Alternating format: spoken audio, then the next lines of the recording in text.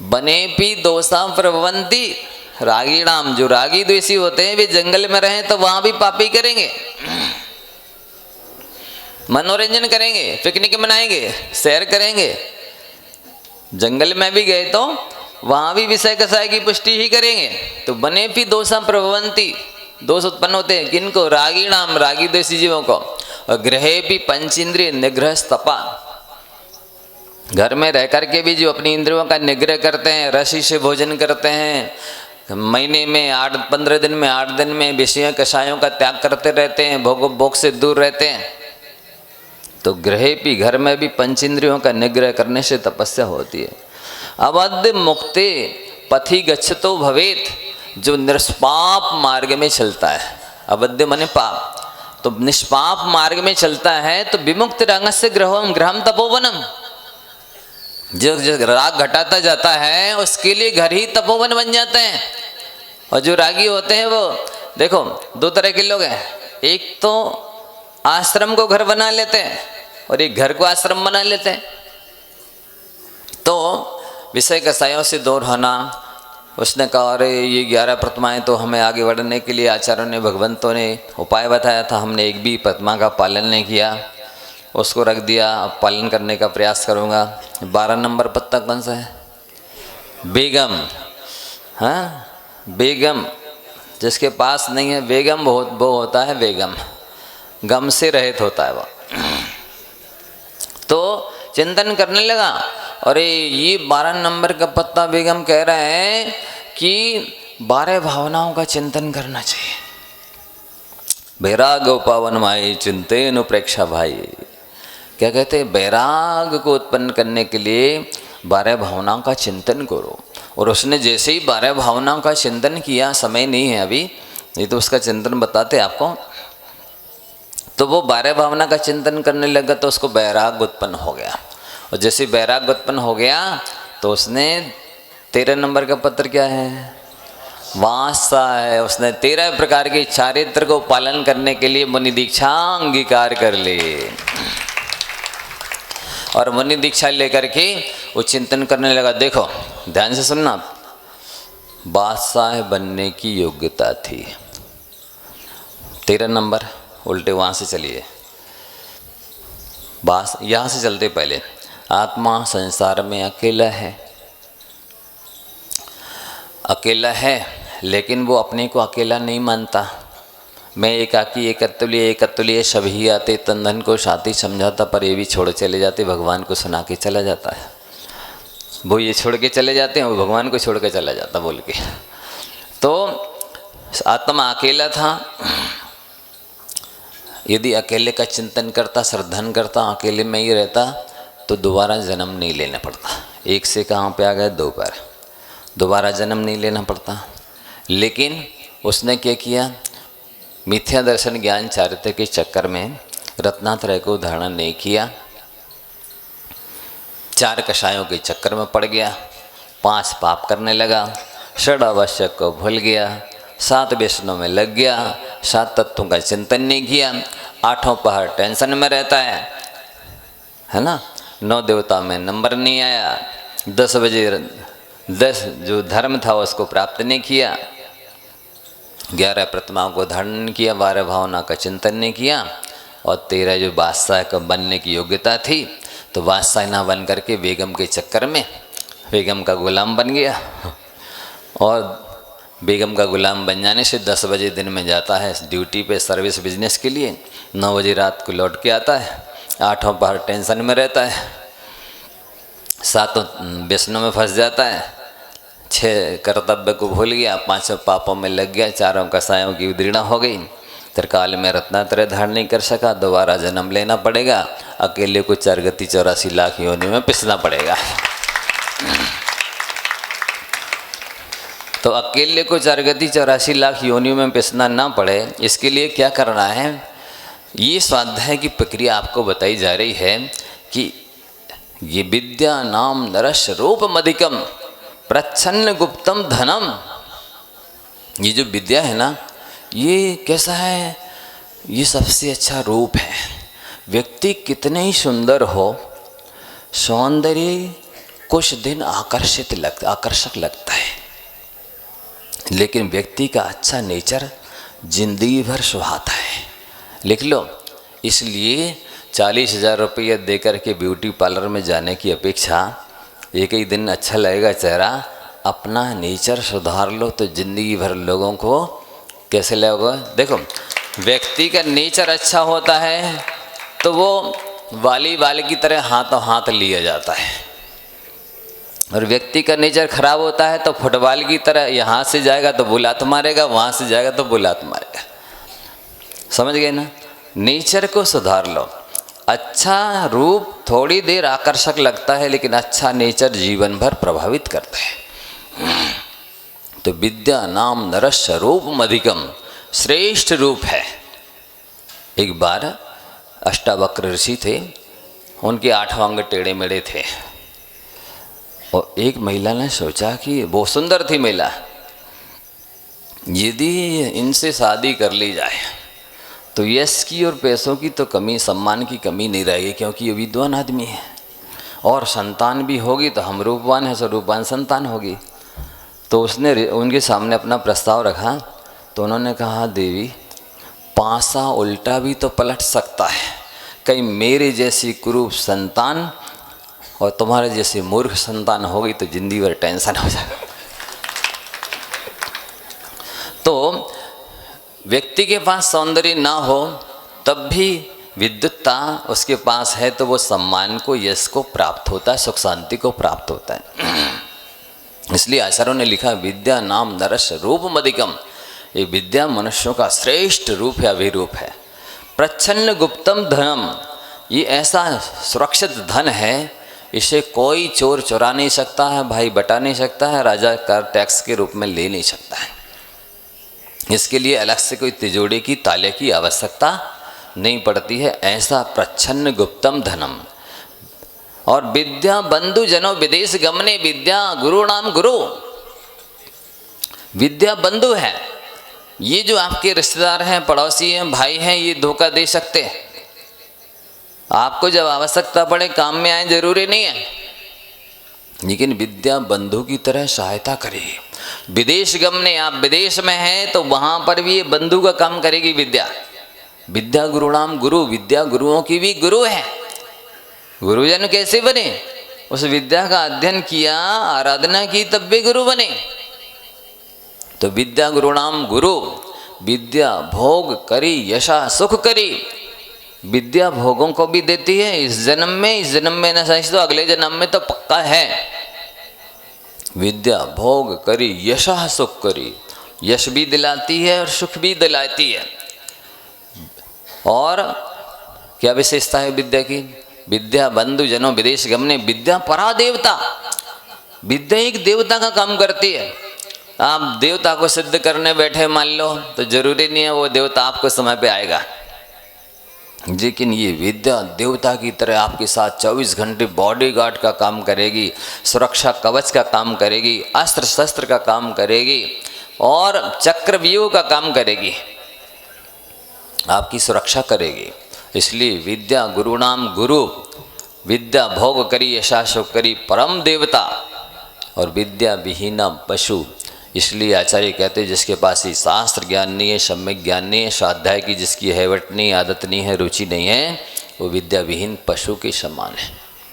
इसलिए बंधुओं, ज्ञान अर्जन करने की कोशिश करो, जैसे बने तैसे स्वाध्याय करने की कोशिश करो। आचार्य कुंद स्वामी ने ज्ञान की महिमा क्या बताई? किसे ज्ञान कहते हैं? आप सब समझ लीजिए कि आप यदि अपने को चतुर समझते हैं, बुद्धिमान समझते हैं, पढ़ा लिखा समझते हैं, आपकी क्वालिफिकेशन हो गई है, तो ज्ञान, ये हम आपको थर्मामीटर दे रहे हैं आचार्य कुंद स्वामी का। 2-4 मिनट में हम अपनी बात पूरी करेंगे। महाराज श्री का अभी श्री सुनेंगे आप सभी।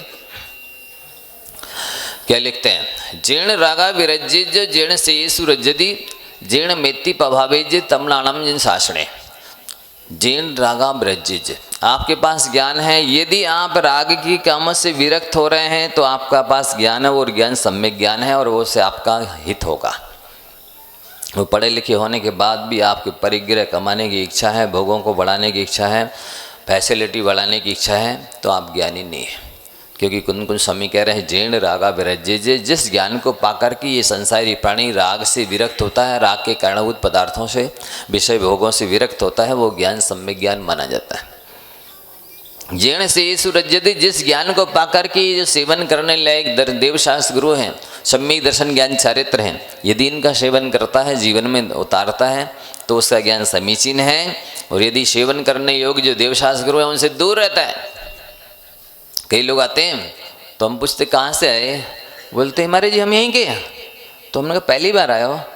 नहीं महाराज जी हम दूर दर्शन तो कर जाते हैं। क्यों दूर से दर्शन कर जाते हो? दूरदर्शन का जमाना है इसलिए है, सोर लगी सूतक लगी है, अशुद्धि में हो, दूर से क्यों?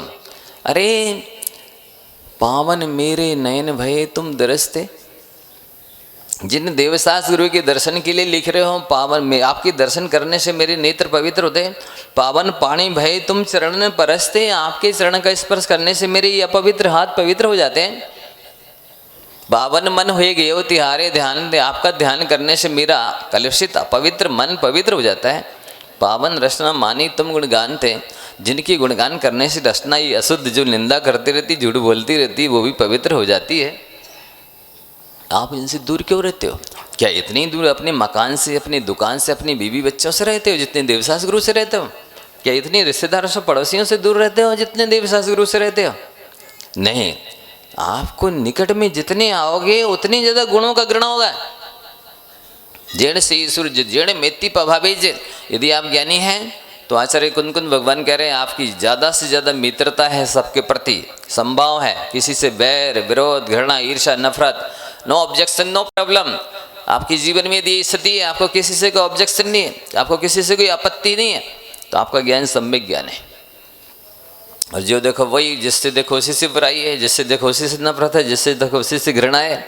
नहीं ये भी ऐसा है, ये भी ऐसा है, ये भी ऐसा है।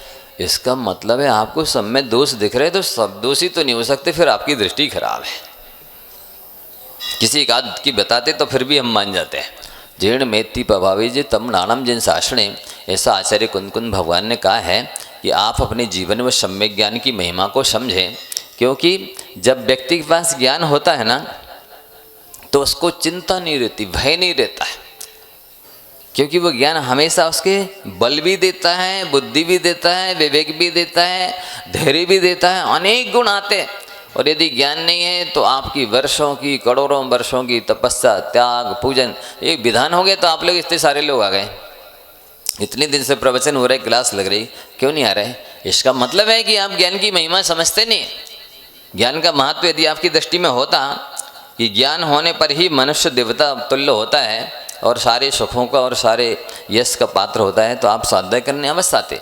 ये तो विधान हो रहा है इसलिए इतने लोग आ गए, प्रवचन में क्लास में नहीं आते। इसका मतलब ये कि वो महत्व नहीं समझते हैं। तो बंधुओं, यदि आप समझते हैं कि महाराज जी ने हमारे हित के लिए कहा है, महाराज जी बहुत कोई पढ़े लिखे स्वाध्यायी हैं, तो आपको बात माननी चाहिए। आप अपने जीवन में स्वाध्याय को स्थान देवें, बाकी काम संक्षेप में करके ज़्यादा से ज़्यादा ज्ञान बढ़ाने की कोशिश करें। इसी भावना के साथ मैं अपनी वाणी को विराम देता हूँ। बोलिए आज धर्मानुरागी बंधु,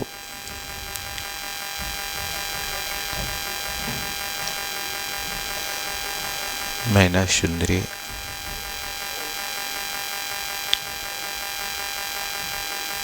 पति और प्रजा के साथ जिन वंदना करने के बाद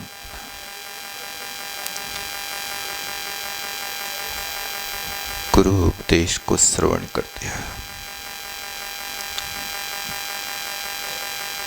जैसा गुरु ने कहा, बेटे अष्टांग सम्यक दर्शन का पालन करो। मोक्ष महल की पहली सीढ़ी है तो सम्यक दर्शन है। 12 व्रतों का पालन करो, सिद्ध चक्र व्रत का पालन करो और व्रत की पूर्णता होने पर विधि पूर्वक सिद्ध चक्र महामंडल विधान करो। जैसा गुरु ने कहा अक्षर सा मैना सुंदरी ने पालन किया। वास्तव में देखा जाए कि जो संसार से भयभीत है, भीरू है, उसका कर्तव्य है कि गुरु जो कहें वो करो। तभी वास्तव में आपका समर्पण है, तभी आपकी सच्ची भक्ति है। कहें कुछ और करो कुछ। भैया अष्टमी को एकासन कर लियो। हाँ हम तो कर लें। आओ अष्टमी को एकासन कर रहा और शाम को 1.5 लीटर दूध फटकार रहा है।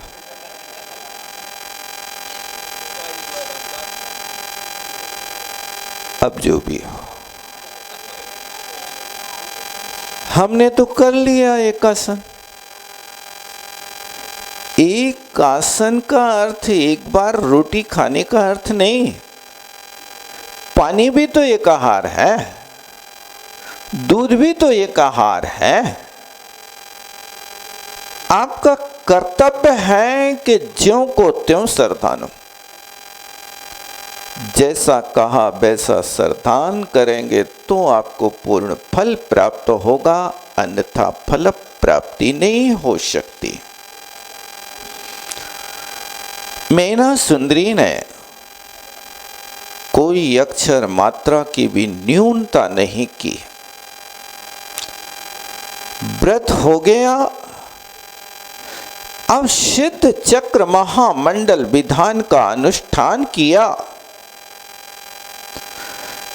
ये सिद्ध चक्र महामंडल विधान इस प्रकार के विशिष्ट भावों से किया जाता कि जैसे आपने पवित्र भावों से मंदिर बनाया, लेकिन मंदिर के ऊपर और जितने पवित्र भावों के साथ में आपने कलशारोहण किया, वो कलशारोहण की भांति ये विधान हुआ करता है।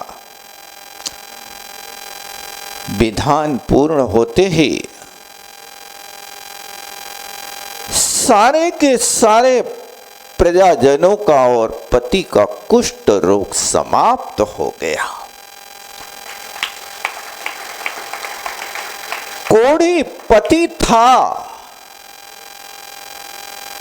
इस अनुष्ठान की पूर्णता होते ही कामदेव के रूप में परिवर्तित हो गया। धन्य है भक्ति का फल। और हुआ ये कि मैना सुंदरी ने मनोवांछित फल को पाकर के अतीव संतुष्टि का अनुभव किया। सारी जनता और पति देव को निरोगी काया, अति मनोज्ञ रूप की प्राप्ति कहां से होती है? आप लोग बाहरी साधनों को जुटा करके मनोज्ञता प्राप्त करना चाहते हैं। ध्यान रखना, कोयला के लिए तुम टनोटन साबुनों से धो लेना, लेकिन कोयला कभी काला से सफेद नहीं होगा। यदि कोयला को सफेद करना है तो साबुनों की बर्बादी ना करके उसको अग्नि परीक्षा दिला देना। अग्नि में डालते ही उस कोयला के या तो सोने की तरह लाल लाल अंगारे हो जाएंगे और अग्नि की समाप्ति होने पर चांदी की तरह भस्म पैदा हो जाएगी, कालापन समाप्त हो जाएगा। इसी तरह यदि आपके लिए सुंदर रूप की जरूरत है तो आचार्य भगवान कहते भक्ते सुंदर रूपम।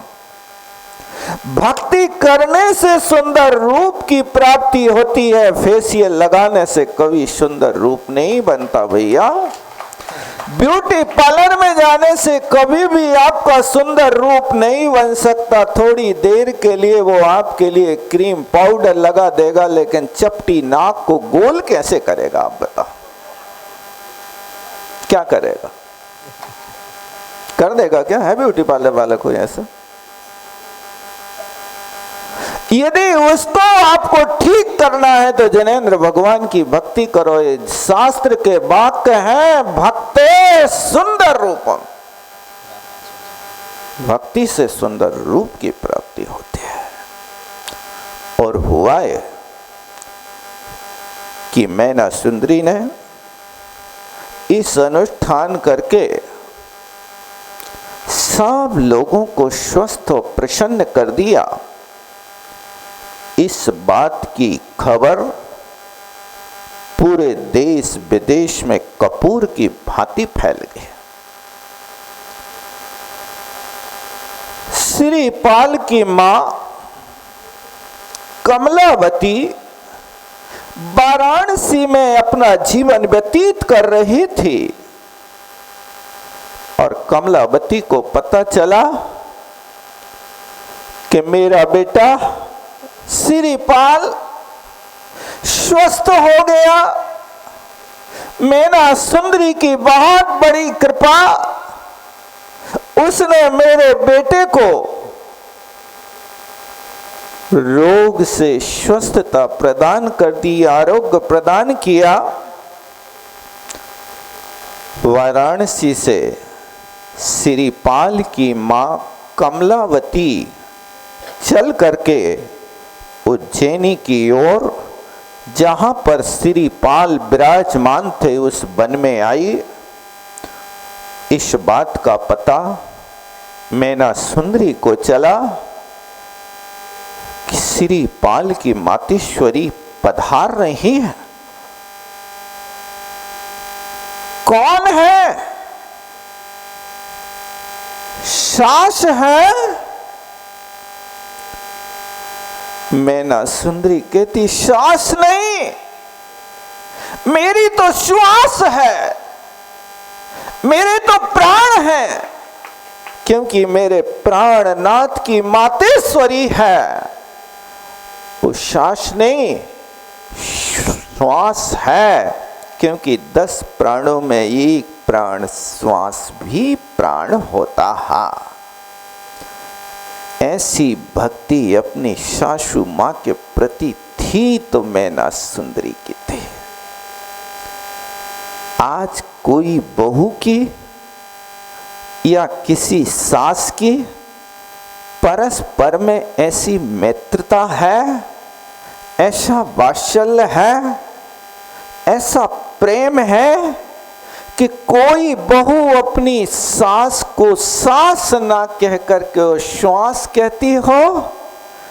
मेरी सासू मां सासू नहीं, मेरे प्राण है।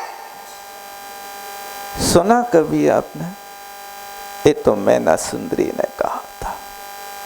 आज के समय में तो शायद दवाई के लाने कोई ऐसी मैत्री भाव खोजने जाए कि ऐसी कोई बहू मिल जाए कि जो सास को श्वास कहती होवे, तो शायद ही है कहीं मिले तो मिल जाए क्या?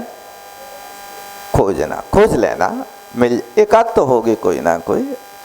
गुदड़ी के लाल होते हैं। मैना सुंदरी ने मातेश्वरी के पदार्पण पर खूब स्वागत किया। ऐसा आनंद हुआ, ऐसा आनंद हुआ कि जैसे कोई अचानक भगवती देवी उनके घर में पधारी हो। ऐसा प्रेम वात्सल्य हुआ करता। परिवार को सुखी बनाने के लिए, हमारे परिवार के मुख्य जनों के लिए इस प्रकार का प्रेम वात्सल्य होना चाहिए। व्यक्ति की दृष्टि बदल जाती है। आप अपने बेटी के साथ जो व्यवहार करते हो वो बहू के साथ नहीं करते। बहू में और बेटी में अंतर आपकी दृष्टि में आ जाता है। आपके घर में आपकी बेटी यदि 10 बजे तक सोती रहे तो आपको कोई आपत्ति नहीं होती, और यदि 10 बजे तक बहू सोती रहे तो घर में महाभारत मच जाता है। क्या कारण है?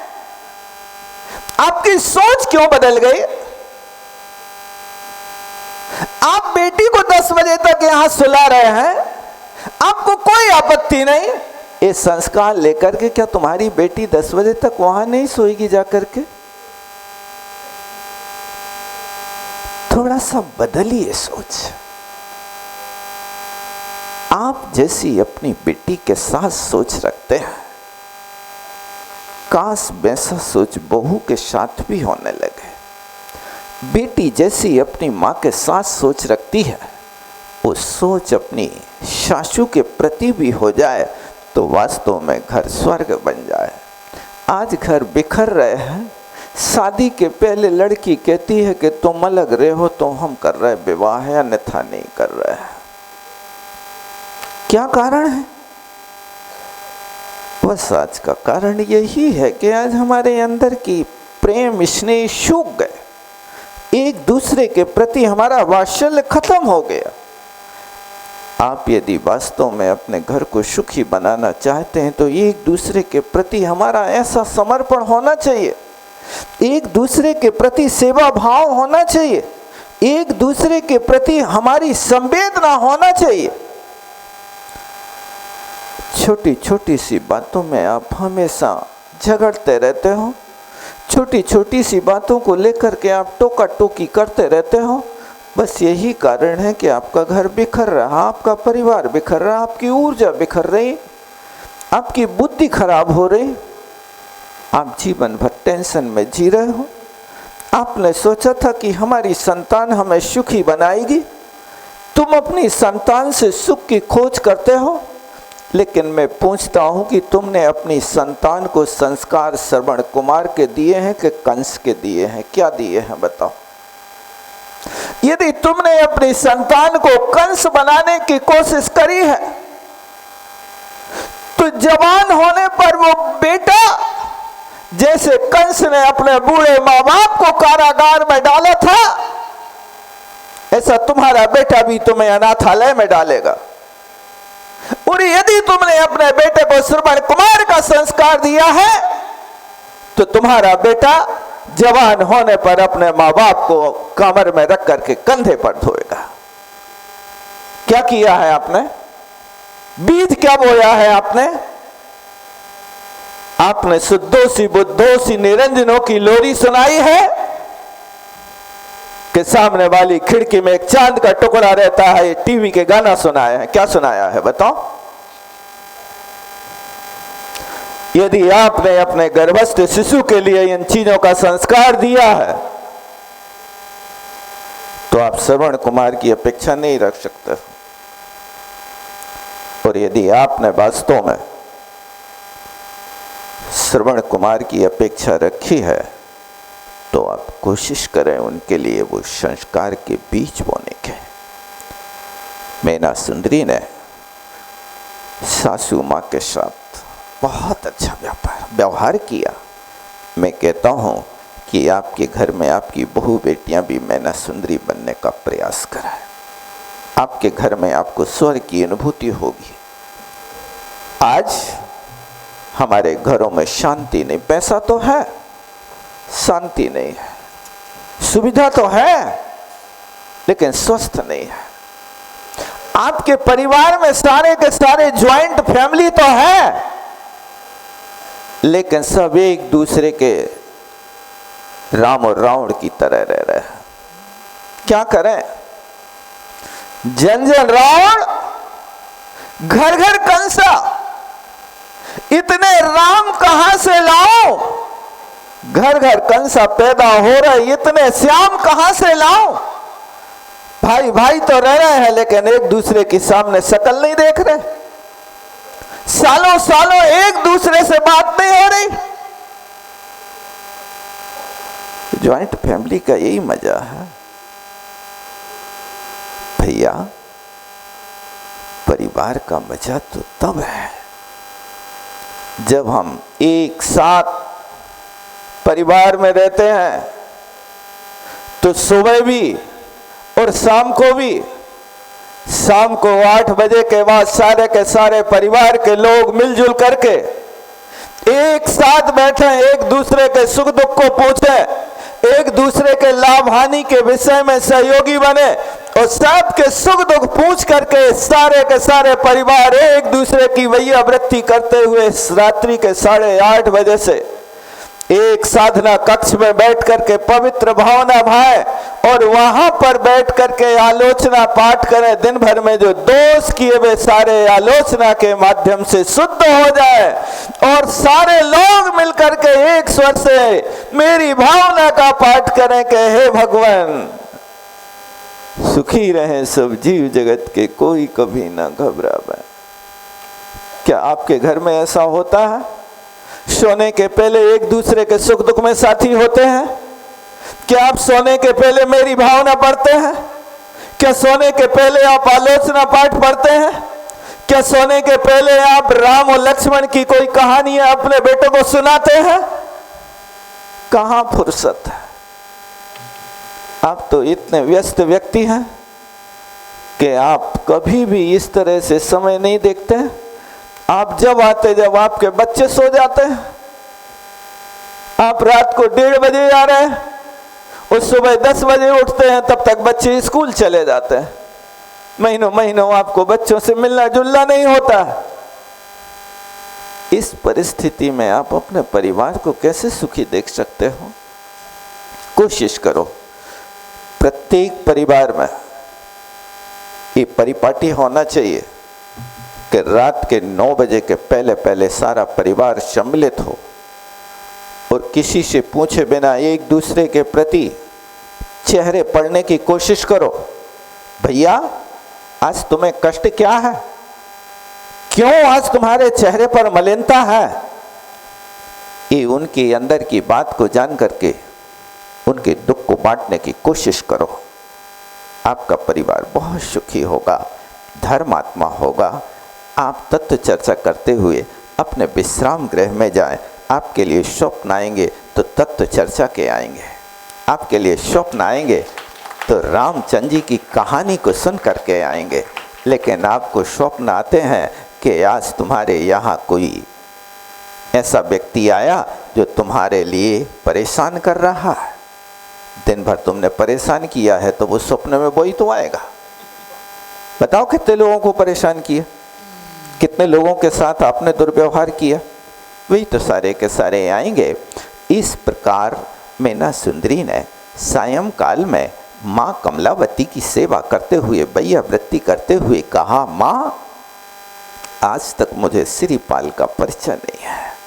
मेरे पिता ने तो मेरे साथ वो व्यवहार किया कि जैसे कोई व्यक्ति अपनी गाय किसी भी व्यक्ति को बेच देता है, न जाति ना पाति ना कुल ना कुछ पूछता है, और वो गाय के गले में रस्सी बांध करके ले जाता है। बस यही स्थिति मेरी है। मेरे पिता प्रजापाल ने श्रीपाल का कुछ भी नहीं पूछा और देख करके मेरे साथ भी उस गाय की रस्सी की तरह बांध करके यहाँ मैं आ गई। लेकिन मुझे बहुत सुख है, मैं आज जानना चाहती हूँ कि श्रीपाल कहाँ के राजा हैं, उनके पिता कौन हैं, उनकी मातेश्वरी कौन है, उनका परिवार क्या है। इस प्रश्न को जब माता कमलावती के सामने रखा तो कमलावती ने कहा, बेटी तो बहुत भाग्यवान बिटिया है, वो तेरे कहाँ तक गुणगान करूं। तेरी जैसी लक्ष्मी के दर्शन करके मेरा मन प्रफुल्लित हो रहा है। देखो, एक दूसरे के प्रति यदि कृतज्ञता होती है तो वास्तव में घर में आपके बहुत आनंद होता। आप कोशिश करो, यदि कोई छोटा सा भी काम करता है तो कृतज्ञता ज्ञापित करने की कोशिश करो। आपके बेटे ने यदि आपके लिए 1 गिलास पानी ला कर के दिया है तो आप कोशिश करो कि उसके लिए भी सिर पे हाथ फेरो, धन्यवाद बेटा, तुम कितनी सेवा करते हो, देखो पापा को एक गिलास पानी ला कर के पिला दिया। ये कृतज्ञता आप ज्ञापित करो। आपके लिए यदि आपकी पत्नी ने ताती ताती गरम गरम बढ़िया बढ़िया क्या रोटी का इडली जो भी खिलाया हो, तो उसमें आप मीन मेख नहीं निकालो, अरे देखो जी कैसी कड़ी कड़ी सी रख दी है। क्योंकि आप लोग कोमल चीज को भी कड़ी कहते हो। एक आइटम बनता है ना कड़ी, आपके यहाँ कड़ी बनती है ना, कड़ी कोमल होती कि कड़ी होती बताओ? कोमल है और उसका कड़ी नाम कह रहे हो। कड़ी कड़ी कड़ी कड़ी कड़ी क्या है भैया? यदि उनने कोई वस्तु ऐसे बना के भी रखी है तो उनके लिए दोष नहीं दो। आप कहो धन्य है, आपके हाथ में तो ऐसा लगता है जैसे पाक शास्त्री आपके हाथ में ही बैठा हो गए, कितना बढ़िया भोजन बनाते हो। आपके यदि दाल रोटी में नमक की भी कमी होवे तो जेने कहो आज सो गई थी का? कहाँ गई थी आज?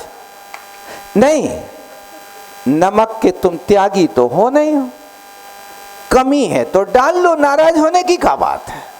ऊपर से नमक डालने को त्याग है तुम? नहीं, हम डाल हैं भी और चार बातें भी सुने हैं। ये क्या है तुम्हारा तरीका?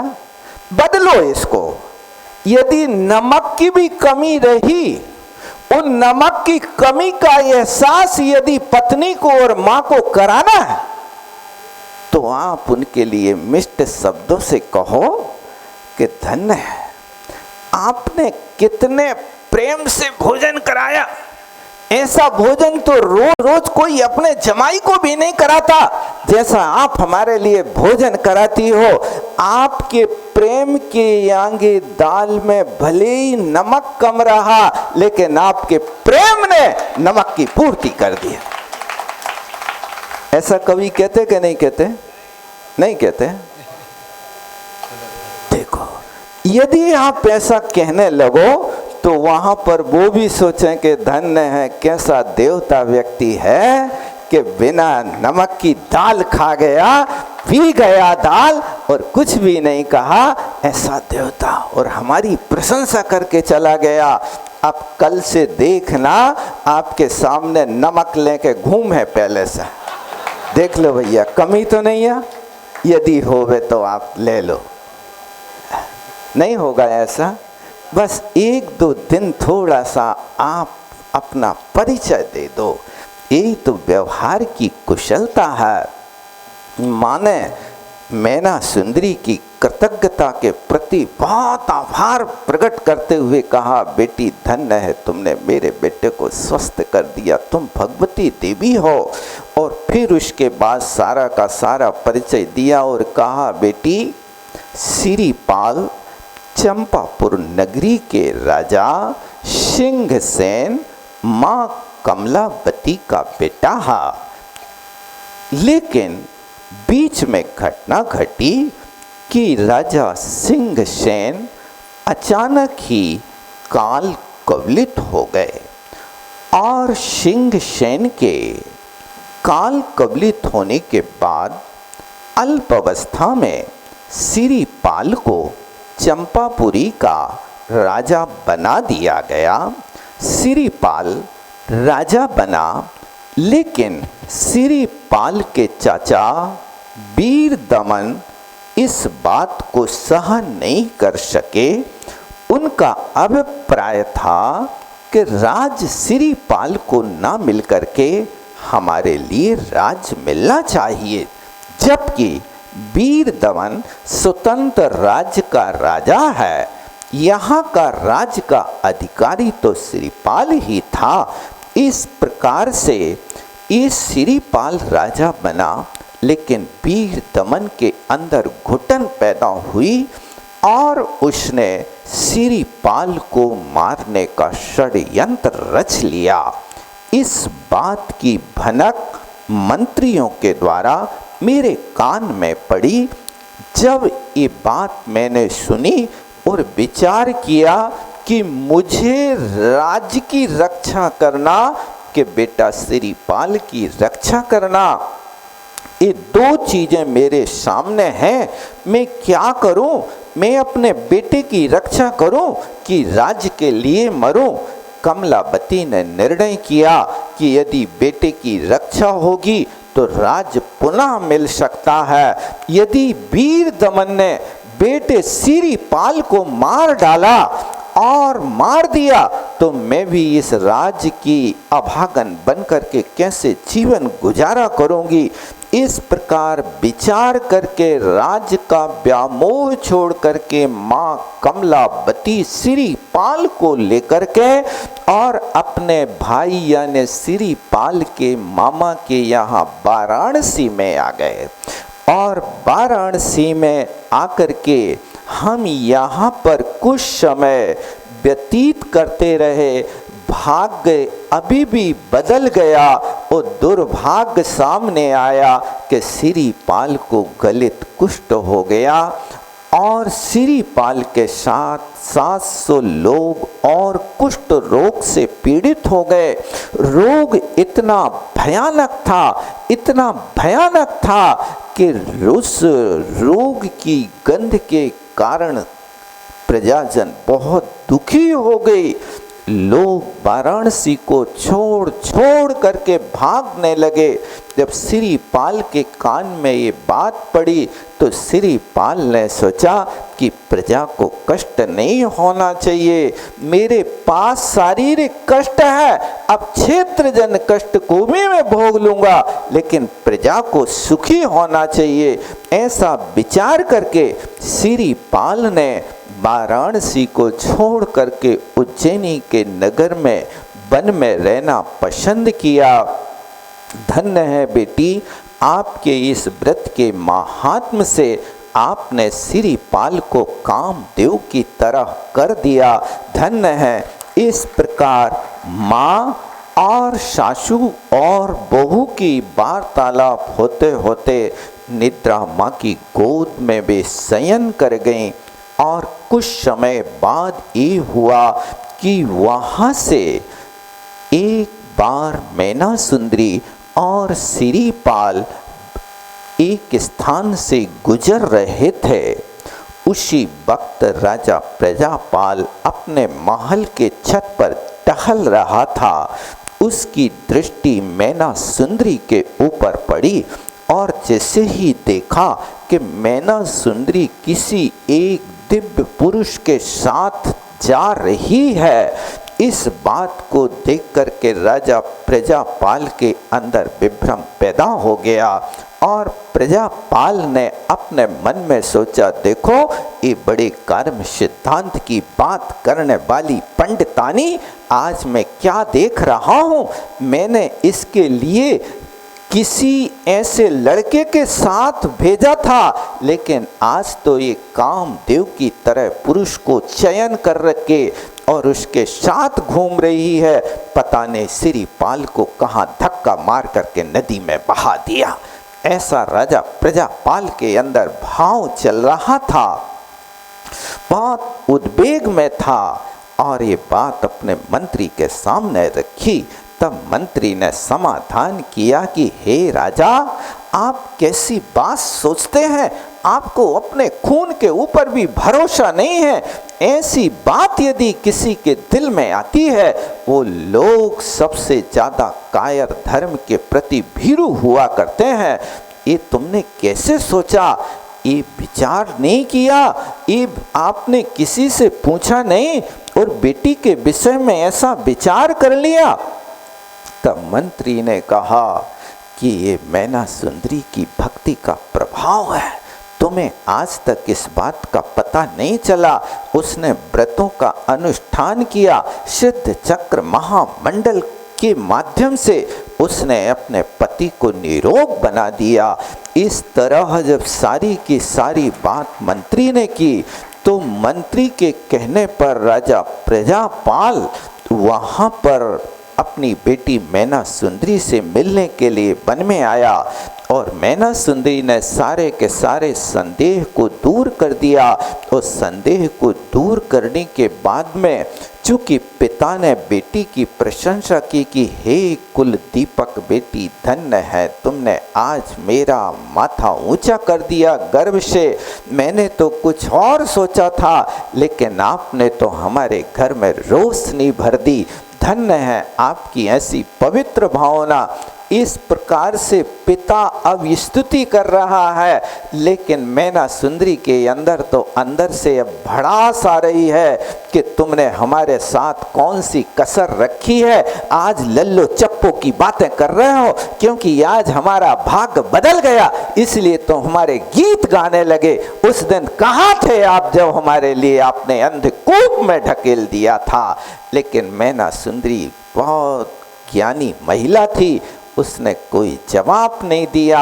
श्रवण किया, लेकिन श्रीपाल प्रजापाल से मिलकर के गदगद थे। धन्य है आपने हमारे लिए तो ऐसी अचिंत औषधि दी है, ऐसी अचिंत मणि दी है, जिसका मैं आपके प्रति कभी उपकार नहीं भूल सकता।